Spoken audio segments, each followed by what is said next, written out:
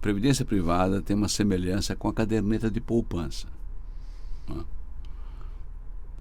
A agência está aberta do banco, as pessoas entram, abrem uma caderneta de poupança, depositam com qualquer importância. E ao final do mês, o banco acredita a correção monetária, na época, pelas ORTNs, e mais 0,5% de juros. É isso. O banco pega esse dinheiro e tem a obrigação de aplicar esse dinheiro na construção civil do nosso antigo BNH. Lembra disso? Sim, Esse era o processo. E eu sabia que o seu Amador não gostava muito desse processo, né? Porque ele, como um homem sensível, ele sabia que esse negócio de BNH um dia romperia. Você emprestar para 30 anos com taxa fixa, né, numa moeda instável, isso num dado momento ia romper, como de fato rompeu.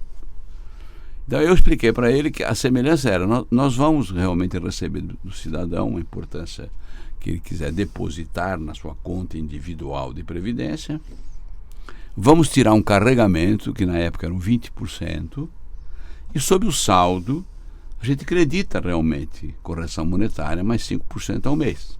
Só que o total do dinheiro que ficou na casa, que é chamada reserva matemática, o senhor pode aplicar em qualquer outra coisa, o senhor não precisa aplicar na construção civil. O Conselho Monetário Nacional vai dizer onde é que isso pode ser aplicado.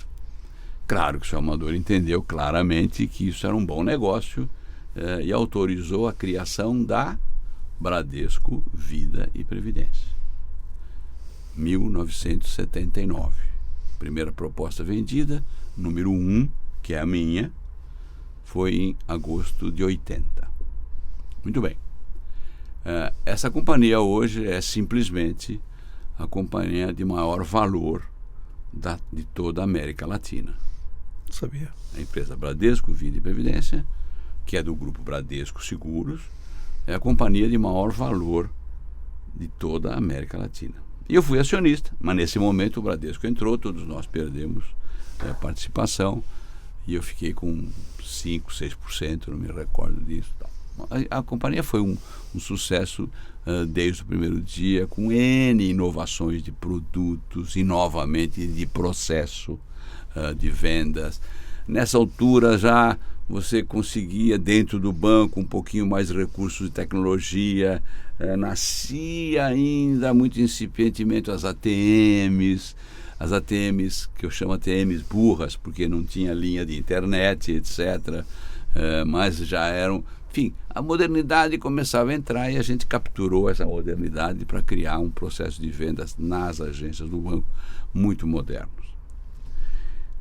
O interessante disso também é que essa companhia, quando nasceu, ainda como Vida Previdência Privada e não Bradesco, tendo como sócio eu mesmo, Atlântica e Sul América, era na Vida Paulista. E era criada no formato tradicional. Cada diretor tinha sua sala, cada diretor tinha sua secretária, que era o modelo formato normal. Tal. E aí o senhor Amador concordou em ser acionista, e aí convidou para que a gente mudasse para a Cidade de Deus. E eu fui para Osasco, na Cidade de Deus, estava lá no segundo andar do prédio da diretoria. E sabe, recordar do que eu expliquei até hoje, que eu sempre fui empresário médio, né? E eu levei 400 funcionários meus, da tal Augustos, né, que estava deixando de ser corretora, não é isso? Para criar a companhia, né? O Bradesco me deu um diretor local para me ensinar onde era o banheiro, né? Para me ensinar algumas coisas do banco, e aí iniciou essa companhia, né? Essa companhia é muito interessante, né? Porque sentou na minha cadeira, como uma das pessoas que me substituíram, nada mais, nada menos que o Trabuco, que hoje é presidente do banco. Magrinho. Né? Que hoje é presidente do banco. Sentou na minha cadeira um que é vice-presidente do banco hoje e presidente de todas as companhias de seguro do Bradesco, que é o Rossi. Portanto, eu não só sou um homem de sorte, como dou sorte. É impressionante, né? Muito bom. Mas em 1982 eu entendi que tinha que deixar de ser executivo do Bradesco. Fui falar com o seu Amador sobre isso em dezembro de 82 e ele me disse uma coisa, o seguinte: olha, nós confiamos muito em você, tanto que você trouxe uma ideia aqui para dentro que nenhum dos meus executivos conhecia. Mais que isso, você trouxe 400 empregados seus. Eu entendi por que você tem que ir embora. Eu tinha que ir embora para cuidar das minhas coisas, porque eu entrava no Bradesco às 6h30 da manhã, saía às 9 da noite e os meus negócios estavam indo para o respectivo brejo, não é isso? Uhum. Entendi. Só que, pelo fato de você ter lançado uma coisa nova, trazido 400 pessoas aqui para dentro, né, e nós temos confiado em você, você vai ter que vir toda segunda-feira aqui, membro do conselho dessa companhia, até eu morrer. Eu falei, tá bom, senhor Amador. E eu fui membro do conselho dessa companhia até 1991, quando ele morreu. Né? Que coisa interessante. Mas então eu tenho uma relação com o Bradesco muito importante. Brigo muito com ele sobre diversas coisas, mas muito importante. Eu tenho uma admiração por aquela casa incrível, porque pelas pessoas, pelo modo que eles agem, são pessoas sérias, sabe? Tem 100 mil funcionários, deve ter alguém que não é sério, certamente, mas aquelas pessoas com quem eu convivi, que convivo até hoje, são dignas de muito respeito, sabe? Uma coisa muito interessante. O Bradesco foi para mim uma escola impressionante, porque eu era um executivo e dono de empresa média e pequena, e de uma hora para outra vou para uma coisa daquele tamanho, numa cultura que eu não conhecia, etc.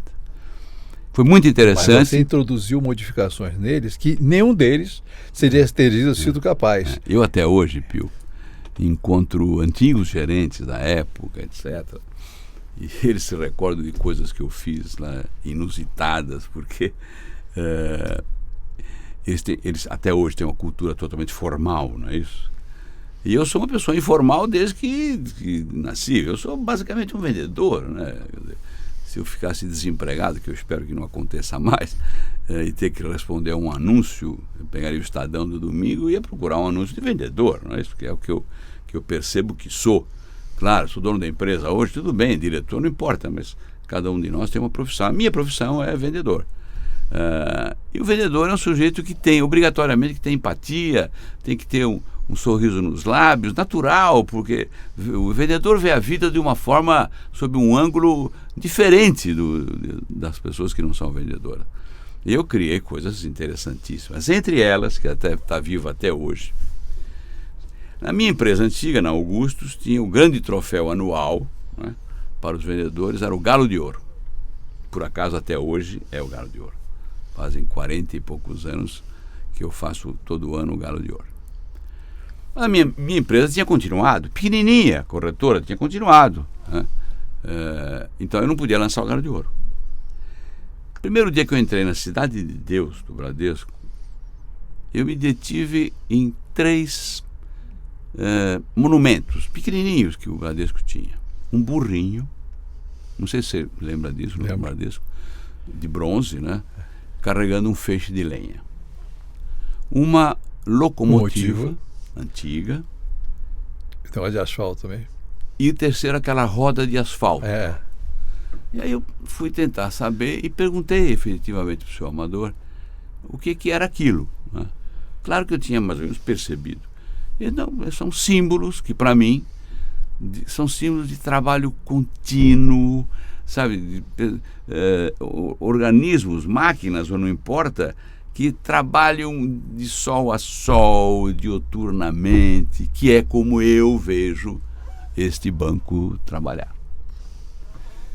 E eu entendi aquilo, foi uma coisa muito interessante essa conversa, e eu falei, ok, já sei que vou fazer o troféu aqui, meu troféu anual da Bradesco Vida e Previdência, que até hoje existe, né? E eu me enamorei do burrinho, né? Mas, porque até hoje, passei, eu estive ontem no Bradesco, passei lá, parei o carro para ver o burrinho novamente. Mas eu falei, caramba, burrinho de ouro, não vai dar certo isso, né? Não vai dar certo. E eu criei o troféu Locomotiva. Com esse mesmo objetivo, a locomotiva, aquela coisa que trabalha diuturnamente sem parar, etc. Como eu vejo que deve ser uma equipe de vendas. Alguma inspiração? Sim, pouca. E trabalho, trabalho, trabalho, trabalho.